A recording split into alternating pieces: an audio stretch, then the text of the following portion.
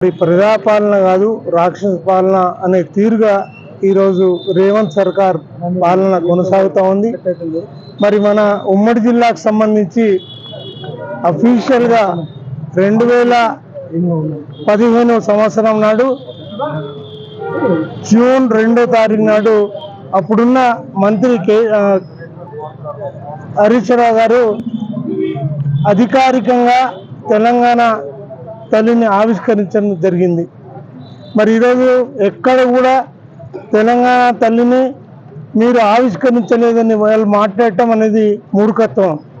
మరి అదే కాకుండా ఈరోజు కాంగ్రెస్ తల్లి వాళ్ళు ఏదైతే నిన్న ఆవిష్కరించిందో అది చేతి గుర్తుతో కూడుకున్నటువంటి కాంగ్రెస్ తల్లి.